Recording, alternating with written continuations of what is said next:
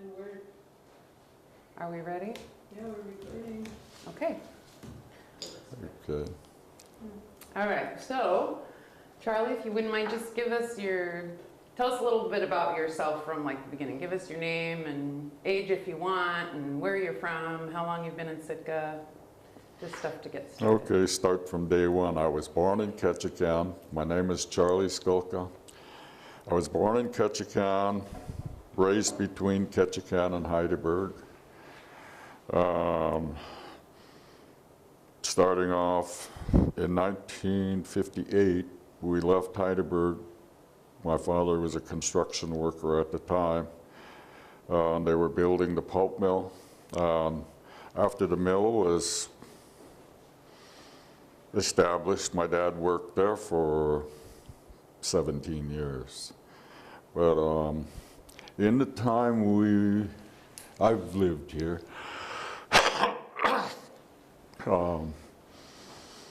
I kind of drifted towards, and this is a marine-related thing, towards fishing.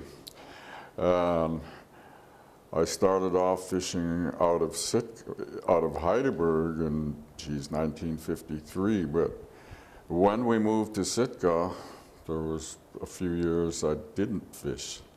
And I finally started fishing again in 1960 and fished out of Sitka for, I don't know, till 2018 or so. So got a lot of years in around here, and had the good fortune to fish with Merle Enlow's, his son Harold, Sonny Enlow, virtually some of the highliners through the whole southeast, just learning how to fish. But in 1966, I started running my own boats. What boat was that? Hmm? What was the name of the boat? The first boat I had was the Lucille J. What kind of That boat? was out of Ketchikan. And later on, I ran the Citation. That was out of Juneau, or hailed out of Petersburg. And just through the years, the Citation, and moved on, ran the Haida Maid for some openings. My brother-in-law owned the Haida Maid, so my sister talked him into letting me use his boat. Were they all Yeah. seiners? Yeah. Yeah, and took up long lining. After 63, I'm getting ahead of myself because I started fishing out of here 1960. And I fished with a man named Charlie Benson, had a boat, the Commando.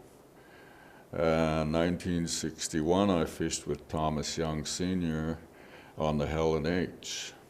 And 1961, 62, I think I did something else, but 63, I was back with Merle Enlow again on the Icy Queen. That year, I got to work with them fishing on the herring pounds here. There used to be a guy here named Ed Hansen who used to own a sultry on the south side of the bridge. It's now like a tourist kayak place. But anyway, that man sold Merle Enlow his herring contract with Sitka Cold Storage. When I got on with Merle, he'd only had the pound contract for a couple of years. But back then, there was no Sacro fishery. Like 1963, 64, we were doing our pounding over in Pirate Cove and Samsing Cove. And we had another pound in Eastern Bay. But our contract that year was for 800 tons. We got them all right. But Can you describe what what that kind of fishing entails for the herring pounds? Like, what is that? What was A herring herring pounds? pound is like an impoundment where you set it along the beach when the herring are moving along the beach. Our pounds held like 100 tons per pound. Pretty effective way to catch herring, I'll say that. But we did our contract, and I believe that was the first year they did the sack roe herring here. What year was that? 1964. And we even got to pick a few kelp because we were anchored in Pirate Cove waiting to pick up pickers. We were like a tender for the cold storage. And we anchored in there, and being we had some slow time, me and another guy went out and picked. Got a few. Herring eggs, you mean, on kelp? Excuse me? Are you talking about herring eggs on Herring kelp? eggs on kelp. That was the first season. They had like 400 and some pickers here then.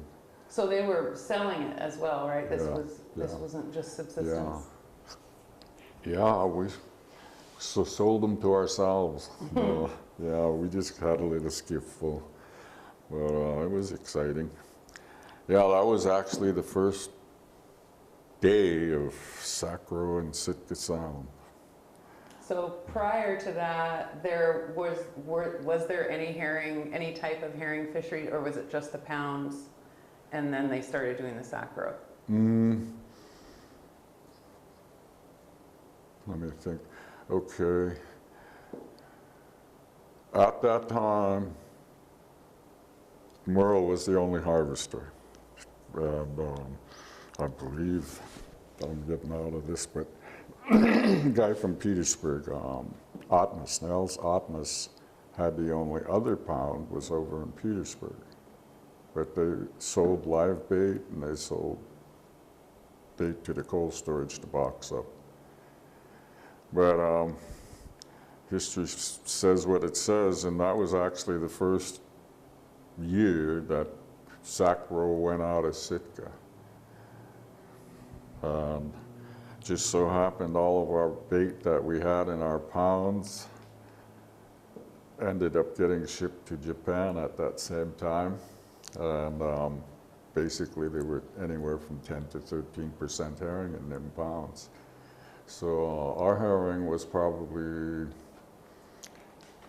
in one way or another, what we picked and other people picked, plus what we harvested that broke the ice for opening for sacro herring in Southeast. Yeah, the commercial bait fishermen were so effective prior to 1966 that they pretty near wiped it out. And Sitka's just one of the spots that has recovered, where all the others are just, they're not losing them, but they're not gaining. Yeah, they fish them down so much that it doesn't look like they're going to recover in a short period, but it's always hope. So was at that time, can you describe what the herring run was like? Was there a lot of herring at that time? At that time, I believe the fishing game recorded like 7 miles of spawn. And there wasn't that much around here, but it was enough to warrant a fishery. Yeah. Yeah, we got all the way up to as far as I think like 104 and 107 miles of spawn here in the last few years, and I guess recovery is happening. How did people feel about if you recall, the herring sacro fishery starting? Were there any concerns at that time about that fishery? From my point, and I was one of the fishers, and there was people who begrudged people out there. They said that, okay, we go out there and we disturb those herring, and then things are going to change. And after 40 years of watching and doing, yes, we have made them change, but they've changed direction in their habitual way of coming into Sitka Sound. It's basically just the industry pushing them from where they normally would go. They still get there. Yeah. There's enough volume there to where they're getting here, and the harvest is going on, and I'm watching numbers get thrown around that although we have a really big spawn here, they're harvesting so much that sooner or later something's gonna have to put a limit on it. Yeah. Now, what about the subsistence fishery at that time? I don't think it was technically called that, but I know the Tlingit people have been harvesting herring eggs on branches and kelp here for a very long time. Was that something that was actively happening at that time? Yep. Yeah. Thousands of years before. Oh, yeah. Yeah. Yeah, and you know, as a person who was fishing commercially, I was also a harvester of subsistence. We had traditional ways of doing things tribally that other people don't understand, but that's not our problem. I used to load my boat with herring eggs here, go to Juneau, go to Heidelberg, go to Craig, whatever, and give it away. Yeah. How much do you think you would, if you had to guess, like an average amount that you harvested and like brought to other communities each year? Like what would be a typical year? Probably 15 to 20,000 pounds at a time. Yeah. Yeah.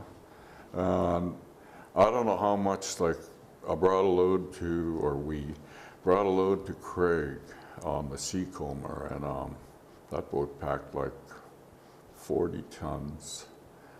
And we brought the load to Craig. We had, I don't know, we were over half full. We brought it into Craig. I called into Craig and told them we were coming in. And when we got to the float's probably 200 feet long up in the North Cove. Mm-hmm. There was people lined up all the way from the street to the end of the float where we were going to pull in. Mm-hmm. 2 hours later, there was people standing on the bottom of the hatch, scraping up the leftovers. They'd taken the whole thing in 2 hours. Wow. Yeah, a big day for Craig. Yeah. Were there other boats that you know of that did something similar to that? Oh yeah, there was the Levy Joanne, Joe Demert, I think they were out of Cloak. John Johansson, he's out of Cloak. George Demert, Pierre de Barney, and John Johansson at the time, and now he's got, I don't know, maybe you know the name. I'm sorry, I'm just getting tongue-tied here. That's okay. Jeez. Well, anyway, he had the Alaskan Rose when he ran the load down there. He's got a new boat today, and I'm losing it in my brain here. But anyway, those eggs, this is something that, like, I'm a tribal person too, and we're really concerned about what's going on here, and people, I think, are gaining more understanding just by talking, and we don't always get along, but we still talk. Mm-hmm. And as we go, the herring is just one part of this. We're sitting here, we're on salmon. We've got one of the, I would have to say, most successful hatchery programs in the state. And that was an accomplishment that I don't know if it's going to probably come down to more of it. As far as the fishermen go, it's a blessing because we're watching, like this year, the salmon run is not very productive. The pinks are being missed all over the state, and it's almost over. So their harvest is going to be minimal. I don't know, we used to try to address low runs and whatever with targeting the runs that were failing and put hatcheries there. We used to have a hatchery in Sitka at Stargavan that, I don't know, when it first started there wasn't very many salmon returning to Stargavan, but by the time, say like 81, 80 even, 1980, they were so successful that they shut the hatchery down because they didn't need the production there. It was just enormous returns. And today, Stargavan, because of that, is still going strong. Still supports fisheries, you know, like the seine fishery. They fish there and target those fish when they're going through there. It's been productive ever since that I know of. So just a little bit more about the herring, because you commercial fished for quite a few years. Yeah. About how many years did you commercial fish for the Sacro fishery? I was a captain from 1970. Let's see, I started fishing Sacro herring. Yeah.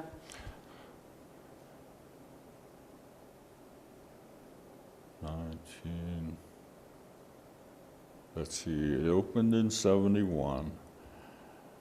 So I started fishing in 71 with Merle and Low on the Icy Queen. 1972, I fished with Sonny and Low on the Estella. And then I ran the Velma J for the opening over in Lynn Canal.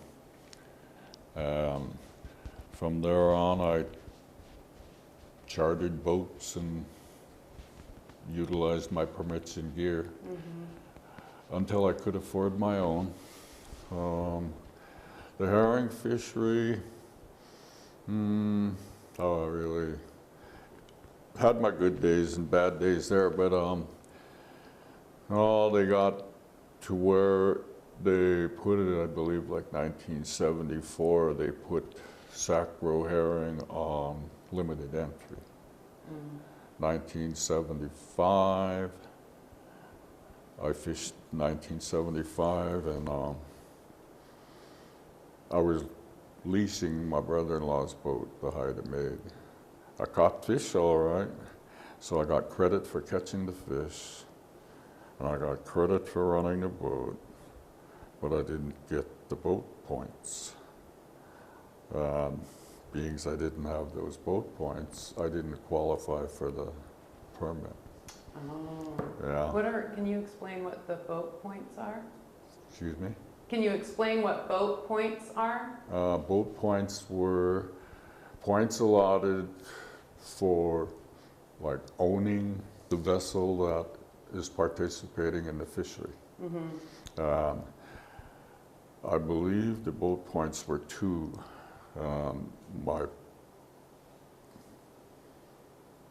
My participation as captain was 1, and my gear was 2, something like that. Geez, that's a long time ago. So you needed a certain, like a minimum number of points? Needed a minimum amount of 5. Okay, you needed a minimum of 5. And 1976, I went and leased I was part owner in the boat, the Ms. Lindy. We just had it built, and I made it up for the opening. And had a squabble with the major owners. And I had a 10% by contract ownership in the thing just to step aboard because they were utilizing my permit and me for their credit. And to make a long story short, we had a falling out. And, I moved on, but we had a legal argument over my 10% ownership, and it ended up going to court, and it was decided that being as it was only that 10% and the other guy had 90, he got the points and wouldn't give them to me. So I spent about, I don't know, 15, 16 years fighting the state trying to get that permit. And cost me thousands of dollars, and I never did get it permanent. Fished for the years that I did, and they finally, at 2010, took my permit away after I'd utilized this thing for over 30 years. They took your sacro permit? Yeah. Why? Yeah, and the irony, the thing is, people who were less qualified than me got theirs. Yeah, it's just one of them things that happened through that system. Is it because you weren't able to fish it? Hmm? Was it because you weren't able to fish the permit? Why did they take it from you? They took it from me because I was lacking 1 point. Oh. Yeah. Wouldn't concede to me that, you know, I was part owner in that boat, that should have qualified me for the point, but they used the percentage of my ownership as a no, not a participant. Yeah, it went on for years, and like I say, it cost me a lot of thousands of dollars, but in the end, I got to fish those years that I was fighting them. Just part of my stuff, yeah. Yeah, it just goes on. I had a good career in fishing, but, you know, we had limited entry come in, then we had IFQs come in, and at the time, like say, okay, black cod, sablefish. The qualifying years for black cod permits and quota was 1988, 89, and 90. And those years, I was up in Togiak fishing herring during those times. And they only had like a week fishery or 2-week fishery at the time for determining quota. And I didn't qualify because I didn't deliver through those years, and I fished black cod since 1963. Yeah, these things snowballed on me as I moved along. Yeah, had to fight for my salmon permit, but I got that. And those, how do you say it, systems, you know, they've had a long time to play out now, and most of our quota went to Washington fishermen for halibut. You're looking at today, the people with the most money own the permits, and life goes on. But I retired in about 2018 or so, and it's still going on. Yeah. So do you feel like, you know, because I know you've commercial fished a lot of years, but also did a lot of subsistence, right? Do you feel like those things sort of helped each other? Did commercial fishing make it easier for you to like share the subsistence herring with other people, or do you feel like, did you ever feel like there was a conflict between you as a commercial fisherman and a subsistence fisherman? No, because like I say, I'm a subsistence user too, and just for instance, we used to, like if we were fishing on the outside coast, we used to bring our king salmon home, and eventually it ended up they were selling them, and they restricted us from keeping them. I appeared at meetings that were trying to clarify all that, and I was at one here, and it was in this building, and the discussion was the king salmon, and what was on the table was they were basically telling us as net fishermen that, okay, it's okay for you to fish on certain days. And while you deploy your gear, when your net is closed up and you purse it up and get the rings out of the water, what you catch in that net when those rings break water is yours. Except on days that king salmon is restricted to be kept. And on those days, you have to throw the king salmon back overboard, dead or alive. I personally got up and spoke, and I said, you know, I've been fishing a lot of years, and this is almost absurd. Once we get those fish into that net, we deal not only with the salmon, but when the salmon are running, we get a lot of jellyfish. And when we compress those fish, as we're pulling them up with the jelly, they breathe it in, they're just totally covered in it. And then we have them on deck until we can sort them out, and then we throw them overboard. I don't think one of them survives. Yeah. Yeah. So the Fish and Game guy, to shut me up, says, yeah, we've done a study on that, and not with the net fish, but on sport caught fish, when they release, hook and release, there's like, this was his words, 80% mortality. And this is his words. And I'm saying, okay, 80, but at least you saved 20 there, but I say 100 in our nets, and we telling us to throw it away, and that's wanton waste. Yeah. And my 5 minutes were up. Yeah. But, oh, hey, yeah, it's, you know, we're sitting here right now. Seiners, trollers, gill netters, you call it anything you want. Salmon fishermen.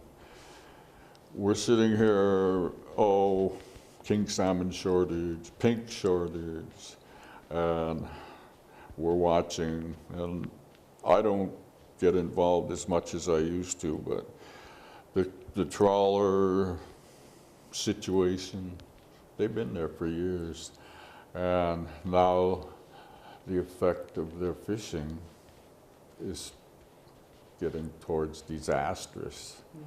And still there's nothing being done. You know, people talk, but there's actually no action. They're stalling that thing so they can keep trawling in the same area. And for my knowledge of trawls, and this, even though I'm getting off base here, pertains to salmon. When they're coming down our coast, there's many of them come from clear out there. Those people that are trawling are telling me and the rest of the world that they're only mid-water trawling. if they're truly midwater trawling, why is it they're pulling up crab? Why is it they're pulling up bottom fish? Why is it they're pulling up salmon? It's because they're targeting bait and whatever the fish is feeding on. The salmon's in there, the crab are there, everything is there, and they're touching bottom. And it's not just once in a while, it's obvious they're all over those people's decks when they dump their drags. Yeah. So just to go back a little bit, because I want to hear more about like your earlier like years in Sitka. How old were you when did you move up here, you said, with your family or by yourself? No, I first moved here with my dad. My mom came up later. And what year was that? What year? We came here in 1958. My mom came up in 59. And what got you into commercial fishing? Was that something that your dad did? Or was that just kind of something a lot of people did? When I grew up around Heidelberg, pretty much my whole family were fishermen. Yeah. I was like 9 years old. I got to fish with my uncle. Up to 14, 15, when I moved here, I went back and forth on family boats. Mm-hmm.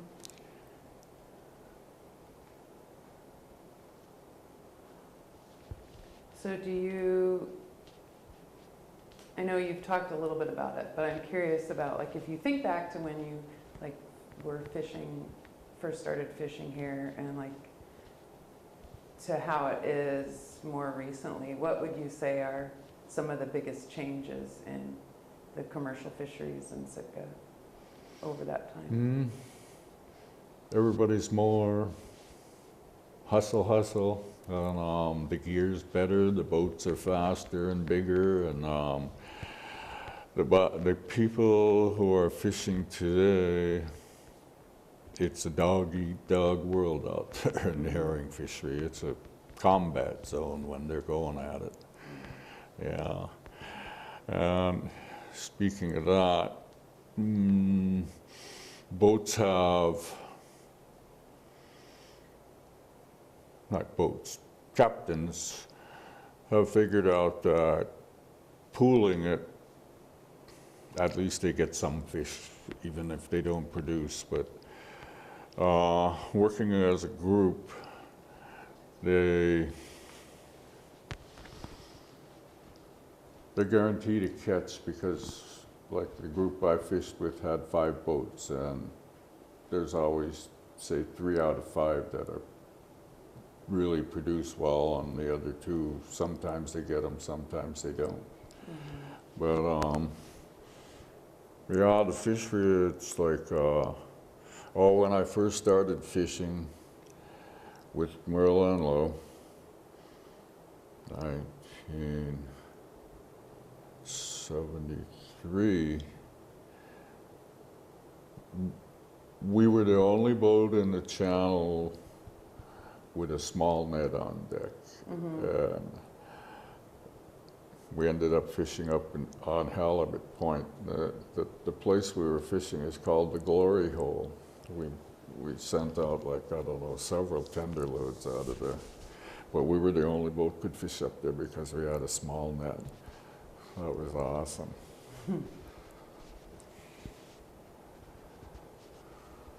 So what about other memories you have? Because the fishing stuff is really good, but like other memories you have about being on the water around Sitka? What? What other memories do you have about being on the water around Sitka besides fishing? Fishing. Oh, I've had some good days and bad days, but to, I guess, brag a little, I made a set at Stargavin. This is 1981. Was this herring? Aye? Was this herring? No, this is, oh, you're talking herring. Oh, no, no, I'm asking this any is memories. at Stargavin, okay, 1981, and they'd closed the hatchery the year before, but the return was just awesome. And we were leaving here, and I'd flown earlier in the day and found some fish up at Chichagof, and I was heading out there. And my deck boss, Donald Diedrichson, was steering, and I was reading a book, and anyhow, we're cruising along, we get out by Lysianski Point, and I hear the engine slow down. And Donald's nickname was Duck. He slowed the engine down, and he says, "Hey, Cap, you need to look at this." I said, "What's going on?" So I get up into the wheelhouse, and we're looking towards Mount Edgecombe. It's just flat calm out there. As far as you could see towards it, Mount Edgecombe was like diamonds, humpies, yeah. But the price was 21 cents a pound for humpies, 21 cents a pound for dogs. And the school that I found out at Chichagof was dogs, and I'm thinking, well, there's an easy load. I'll go catch them and then make another day's fishing. So anyway, we get to Lysianski Point, see all them fish, and I said, just turn this thing around and go anchor up. And so we anchored up at Mosquito Cove. And I'm hearing boats go by. I can't see them. We're in the cove, and I'm thinking, oh my God, they've seen all these fish. Thinking it's going to be crowded the next morning. We wake up the next morning, and I think it opened at, I think 6, but if not 5. But we go out there about 20 minutes before the opening, and there's not a boat around. And here they'd all just ran by later in the evening than we were going, and they never even saw the fish. Geez, the next morning there was fish everywhere. But we made this set, and we had, I don't know, held for quite a while, and finally I just figured, God, you know, you got to stop. We closed it up, and when we got the ends up, the whole net was full of fish. This is salmon. I called for the tender, and Laurie Grant was our captain on the tender, and he asked me what was going on. And I says, we need some help. We got one, we just can't do it by ourselves. So he told me he was in Salisbury and he was on an errand. And I said, man, you got to get back here and give us a hand. This is serious. And he says, well, how much you got? And I says, I don't know. Saying, you know, let's just get over here and we'll talk about it later. And he says, well, I can't come there unless I know how much you have. And I said, I don't know, Laurie, I don't. If I was guessing herring, I'd say 150 tons. Mm-hmm. He said, I'll be there in 2 hours. So we hold for 2 hours of the fish. When you say you hold, does that mean you still have the net in the water with the fish in it? The power skiff is towing us, towing us around to keep the fish moving. And anyhow, tender finally shows up. And they got off to the side of our net. We hauled it down. The St. Lazaria packed 139,000 pounds with a deck load, and we hadn't even dried up yet. The net was, it was full. And here, when we loaded him, we started to load on us, and all the fish was starting to lay down, so I tried to lift them up with the winch and ripped out a lacing, and fish started pouring out. So But- the net ripped is what you're saying? There Hmm? was so much fish, the net ripped? Yeah, Yeah. and they had 139,000 pounds on them, and we had 21,000 pounds on us, and we lost at least that much. I mean, Wow. they just took it. Yeah. Yeah, but after being in other situations where we've had the fish pull us over, I realized today that we were lucky we lost them. Yeah, So what do you mean you had the fish pull you over? oh, no, that's back to herring. Oh, Yeah, that's okay. yeah, well, January 14th, 1990, I was running the boat, the Icy Queen, down in Mears Passage, Prince of Wales. We tied into a school of herring that, I don't know, we started out 500 tons plus. I knew it was more than we could handle, so we didn't have a tender that night.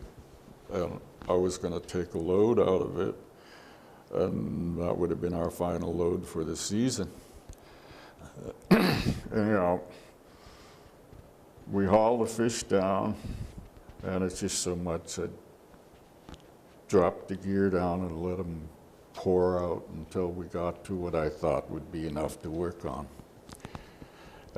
Not thinking, you know, my net was 8 strips deep at that end, so 24 fathoms.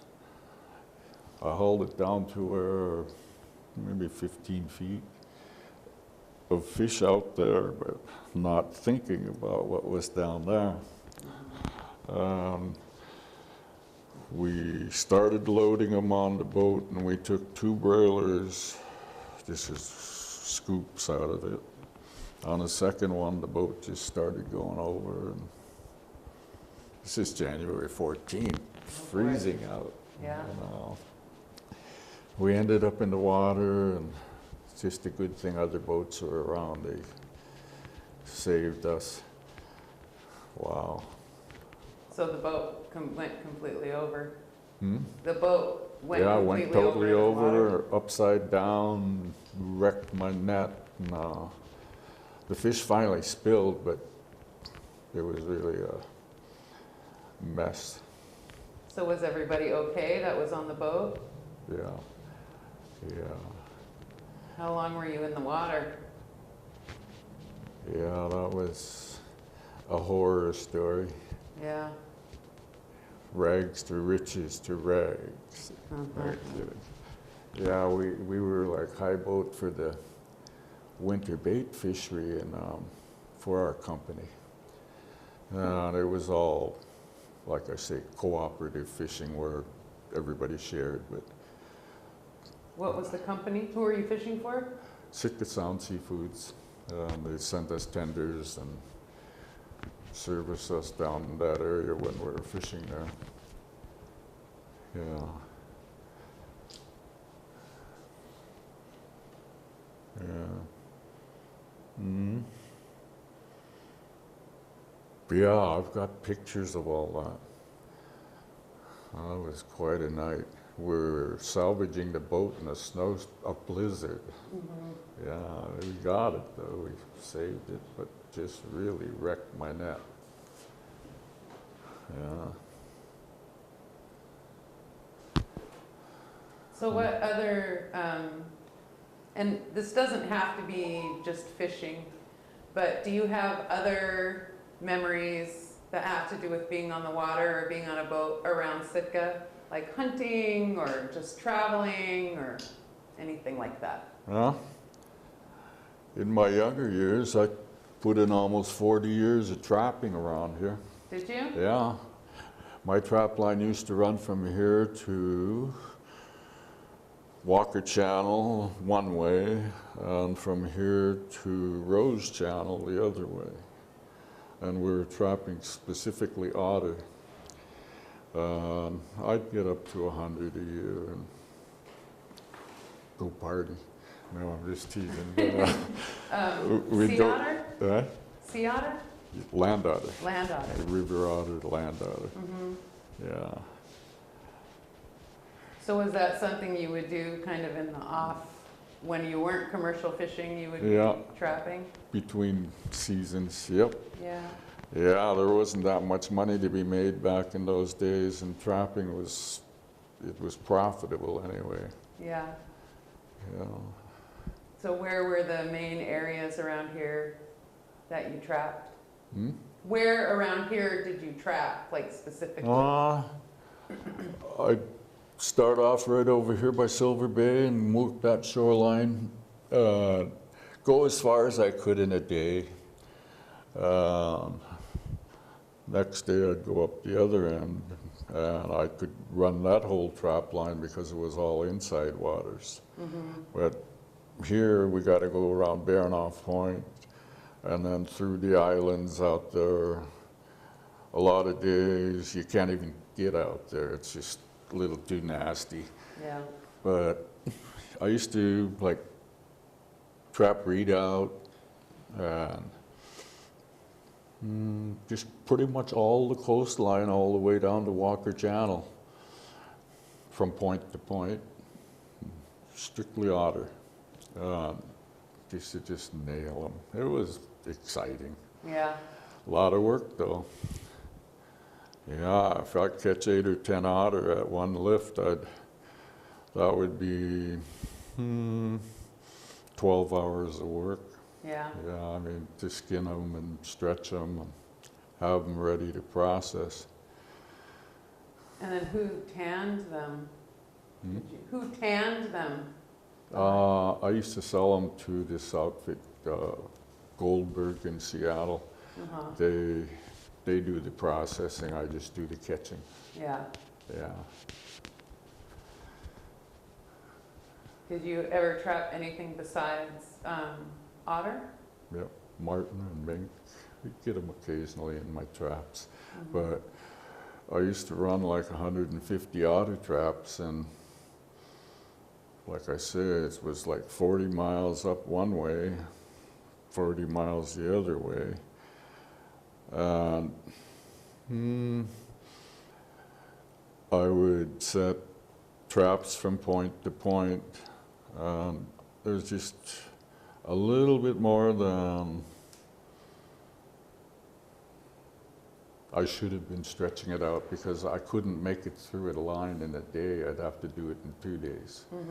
Yeah. But kept me busy, and I was young. Yeah. Yeah. It just, yeah. And was this all from, would you use your commercial fishing boat to do this, or did you have a different boat? Speedboat. Speedboat? Yeah, a little 14-foot wooden Rhinell. Oh, man. Yeah, I graduated all the way up from that Rhinell to a different boat, then got a 24-footer. That was a lot easier, because didn't have to worry about the weather. Much faster than my little Rhinell. Yeah. Yeah, that was good days, you know. I mean, the times, I was in my 20s when I trapped here, for starters. Actually like 14. But seriously trapping, and this whole area here, being there's so many islands, rivers, whatever, wherever there's fish, there's otter. They go everywhere, wherever they can eat fish, because that's their main thing. Beings we had, back then there was a couple of canneries here. Takes like fish smell even to attract them to the area. Yeah. There was as many otter in town here as I think were on my trap line. I'm just teasing, but people were catching them right under the coal storage, and I'm running 40 miles. But, And this was right over here by the, are you talking about like Silver Bay? What were who owned the cold storages and the canneries that you're talking about? When I first started trapping. Who had the? Bob Wyman had the cold storage that's now Sitka Sound, and then Sitka Cold Storage had a cold storage down on the waterfront where the Totem Square is now. Mm-hmm. Yeah, there used to be a cannery here back then, Pyramid Cannery. That's now used to be it's LFSI now, Lummi Fish Supply. Mm. Yeah, that used to be Pyramid Cannery.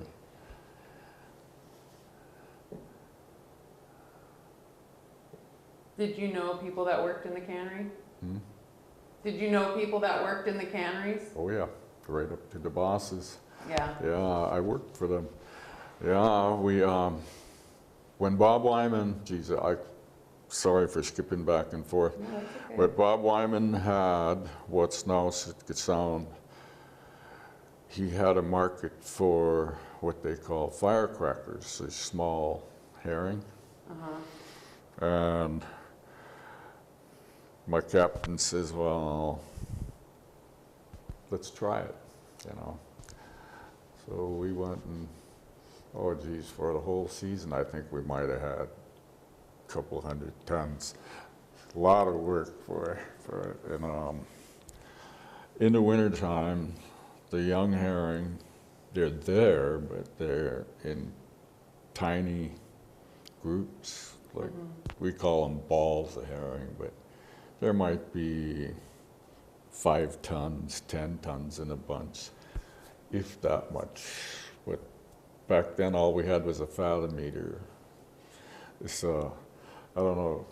Keith might be familiar with this. The fathometer was one of them, like a submarine or whatever, military. Mm-hmm. It would beep, and the red light would come on, then it'd go around when it would touch bottom or herring or salmon, beep, and then it would beep at the bottom. But that's what we chased herring with. Mm-hmm. Yeah. So did it use sound? Hmm? How did that work? Yeah, Did it use sound? it was a sound. That's why they get Yeah. it, sounder. Mm-hmm. Yeah, and these things here, though crude, were really accurate. Yeah. Yeah, when you looking at it, I'm just an observer, and the captain's watching that thing, and it's a wonder we never crashed into anything because it's pitch black out there, and he's watching that thing, and he knows where he is, and finally he sees that little mark on the meter, and we'd set around it, and darn if we wouldn't catch some. It impressed me. Yeah, when I had my last boat, my sounder was a HD 800 Westmart. I could reach out like 3,600 feet and pick up one fish out there. Yeah, times have changed. Yeah. Yeah.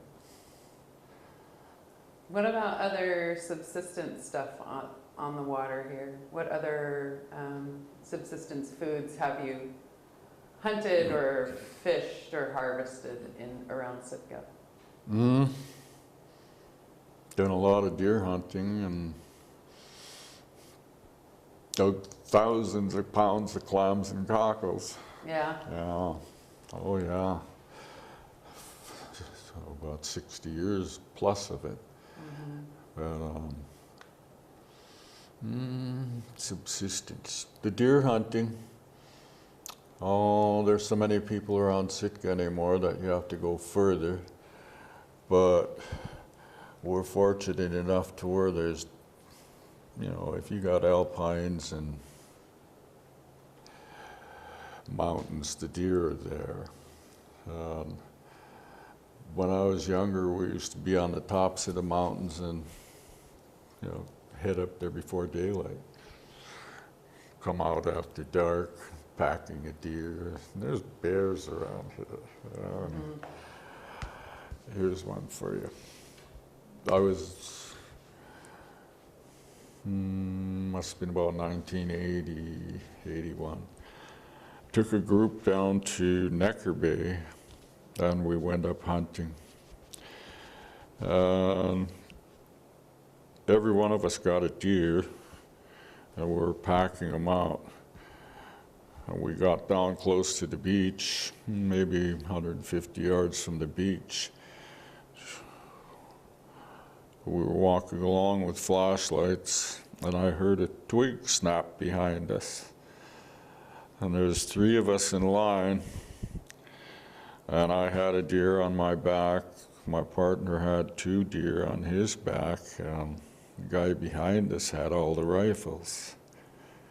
I turned around with the flashlight, and there's a bear standing there. Yeah. And when I turned the light on, its hair on its neck went foof. Made it look twice as big, and it was big to start with. Oh, geez. But I thought we had it. But it's comical in a way, but it was serious. Our friends, there was myself, Pat Flannery, and Norman Paul. Norman was the guy in back with the rifles. He got so scared, I swear to God, it's like in the cartoons where your feet are going and you're not moving. Well, this is Norman standing there, and I finally got him by me and got my rifle and gave Pat his. We loaded up, and Pat was going to shoot him, and things like from you to you, from me. And I said, hey, don't shoot him. You don't kill him, he's going to get on us. And so we're standing there, and we turned the light on it more, and it turned its head and walked off in the brush. But I started the story at the end rather than the front. Okay, the guy, Donald Duck Diedrichson, and his brother Boyd were our kind of guides on that trip. They brought us to this place called Elf Cove. The Diedrichson name for it is Last Farts Cove. Okay. These guys, 7 of them went up in the hills there, and between them 7 people packed out 17 deer. Wow. And when they got to the beach, Duck said they were on their last farts. That's a lot of deer. Yeah, but Pat and I hiked up there, and we got all the way to the top, and sure enough, geez, there's deer everywhere. And we shot 3 of them, and then we stopped ourselves and says, we got to pack these things back down that mountain. And before we started back down that mountain, before we even started up there, like I say, jumping back and forth here, Duck told us, you go up there, and the deer are up there by the rocks. So when you come out, you're going to be looking straight down into the swamps. Don't go that way. Go the way you started up. Return the same way. It's getting late, and we get to that point, and sure enough, boy, it just looks nice all the way down there. So we started down there, and we went through blowdowns, had to climb over and under trees, and we finally made it out into the swamps. And what Duck was telling us, don't come out there because there's lots of bears there. We go through all this stuff, we get all the way down to them swamps, and it's dark. And we got deer on our backs. So we walked across that swamp, and that bear sneaked up behind us when we got into the trees on the other side of the swamp. Yeah. Boy, though, it took the smart way, because I'd have shot it, but boy, I didn't want to because it's just too close. Yeah. Yeah. So did you, when you were learning about like the places to hunt and trap and fish, was that stuff that you had to figure out a lot on your own, or did you have people that were taking you out and showing you? Before I came here, I trapped with my uncles out of Heidelberg. And when I came here, 1960, I met Ernie Bernhardt Sr., and he was a mink trapper. I got a job with him, and we trapped Middle Island and Cassiana and all the smaller islands around there. And we had like 28 traps, got 52 mink, and that was really good for just going out for the weekends. But after that, I met Herman Kitka. I met this old man, which was Alec Andrews, and he was a former otter trapper. But I heard he had traps, so went and talked to him and bought his traps from him, and that was my start of my career here. But I bought 60 traps. In my first season with those 60 traps, I had 80 otter. I was on the roll. Yeah. Those traps, I still have some of them. Yeah. He said he hadn't trapped for 19 years when I bought them from him. And he took such meticulous care of his traps, they looked like brand new. Yeah. What about like subsistence stuff? Was that something you had to figure out, like the places that you go for clams and cockles, or like seaweed? Did you have to figure that out on your own, or did you have people show you? Went out with a lot of the locals, and as far as my deer hunting goes, Boyd and Duck Diedrichsen and Fred and Louis Simpson. I went out with Herman Kitka hunting. We went out to Slocum Arm, and boy, that was an experience. Man was quite the hunter. Yeah. Yeah. Yeah, half walked me to death. And he was like 50 or 60 years old when I went up with him. Yeah. Yeah. Yeah. But for subsistence around here, we used to have lots of abalone, gumboots, cucumbers. My trap line running through Olga Straits. On the bottom, on the Pardovshikov side, there's like long, shallow beaches.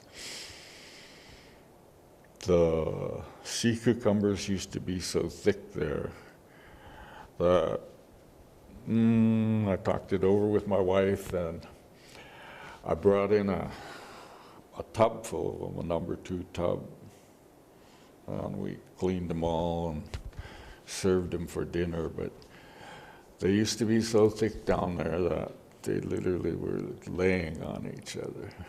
And anymore I go through there, I don't think I've even seen one. Yeah, the commercial fisheries just kind of wiped it out. Between them and the otter, I've seen this. I've seen an otter have one by one end and bite the end off and literally squeeze it. They're smarter than people give them credit for, and just chomp that thing. Yeah. So would you say you've seen, do you think there's been a decline in other subsistence foods since you first started going out in this area? Like, has it gotten harder? I'd go out with anybody who would take me. Yeah. Oh, I come from Heidelberg, and we lived right above the clam beach, so every low tide we were down digging clams, and coming here, geez, this is clam and cockle heaven. Yeah. They're everywhere. And bringing them otter in, it's taken its toll, all right, but watching it happen and participating here and seeing my favorite cockle bed get just taken down to nothing, and by 4 otter. Yeah, they just worked it all winter, I guess. But anyhow,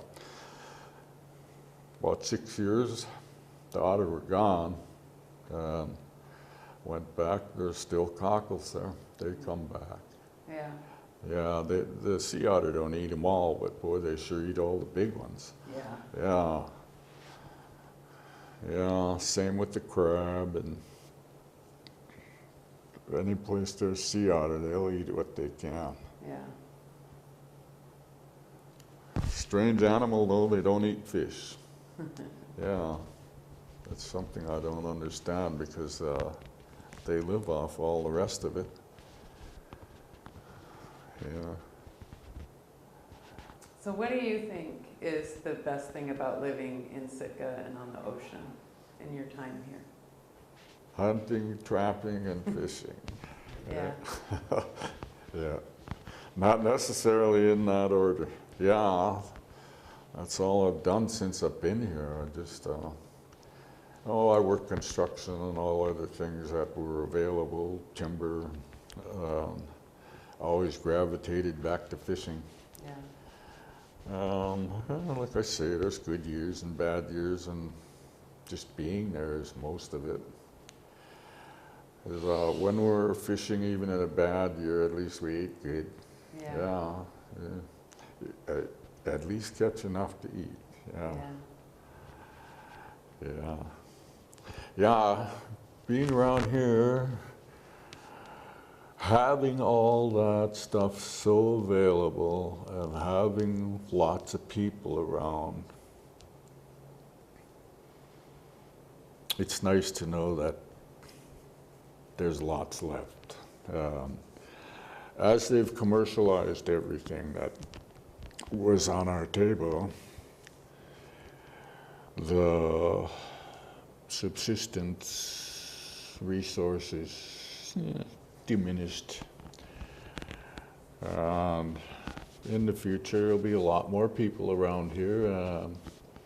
It's going to possibly diminish more, and watching the rest of the world, that's when all the people move in and start farming the resource, and Yeah. so the future is ours. Yeah, right. But it's going to happen, and you see it now at aquaculture, mariculture. It's booming. Yeah. Sitka's right in the middle of it. Yeah. So you have some concerns about how that, like, growing aquaculture industry is going to affect, like, the subsistence way of living? Mm-hmm. Yeah. Yeah. It's growing with the population, and people, the economy today says, you go out there and harvest some subsistence food or you're going to be pretty hungry. Because, geez, not everybody can afford to go to the store. It's just getting ridiculous. Yeah. Yeah. Yeah, the prices have risen, for my observation, 40%. I mean, this is just in the last year that I noticed. I mean, the stuff that I'm buying, it pretty much speaks for itself, and that's where it is. And thoughts overdoing it. Yeah. Yeah. So one thing I forgot to ask you about with your subsistence is you talked a little bit about sharing the herring eggs, but are there other, like, was sharing kind of a part of your process when you were subsistence hunting or fishing for other things besides herring eggs? Yeah, deer, clams, cockles, virtually everything. If I can find, where there's abundance, I don't harvest just for me. I bring in like 3 sacks of cockles, and my sacks hold like 2 5-gallon buckets, so 30 gallons. Ain't no way I'm gonna eat 30 gallons, but it's just give it away. And there's people, I mean, God, they love it. Yeah. Yeah, so it's the area has allowed you to provide for other people. Oh yeah. Yeah. Yeah. It all comes back. Yeah. Nah, I do a lot of trading. Like I get my herring eggs, and I have friends like Copper River area, they do their salmon and whatever, and I trade back and forth with them. They appreciate it, and so do I. But the herring eggs, it's pretty much, how would you say it, universal, because geez, I used to, when I was doing a lot better and was younger and able to get around, I used to ship like as far back as New York. I mean, relatives are everywhere. And as long as they'd pay the freight, I'd ship them 25 pounds or whatever. Today, I'm sitting here, I didn't even go out for Rowan branches or kelp this year. Yeah, my health is just not allowing it. No, yourself and other people have brought me some, and that's more than enough for me. I'm the only one in the house now. So, it's been a good ride. Yeah. Is there anything else you'd like to say before we end the interview about being on the ocean around Sitka? Speaking of the herring, as a tribal member, I understand the concern. And as a person who lives here, it's a part of our cultures, it's a part of this community.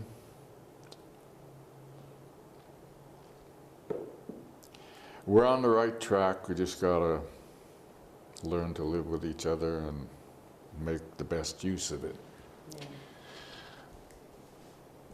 Yeah, it's commercial is one thing, subsistence is the other, and reversal of subsistence in favor of commercial is not only insulting, it's just unfair.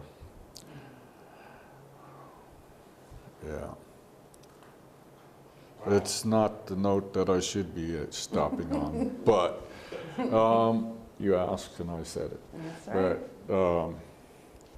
Herring, and this is not just Sitka, through Southeast Alaska has been preyed upon by a huge herring fleet. And today we're living with a fleet that's not probably as numerous, but absolutely more deadly. Yeah. They're down to one spot in Southeast Alaska that is actually the golden egg. Don't break it. Yeah. Looking good though. I mean, I understand the tribal concern, because if nobody's gonna protect those things, we'll lose it. It's happened all over Southeast already, and Sitka's the only place on this earth where people are actually standing up and speaking about it. Yeah. Yeah. All right. Well, thank you, Charlie. Appreciate you taking the time. You bet. Wow, thank you. You bet. Okay.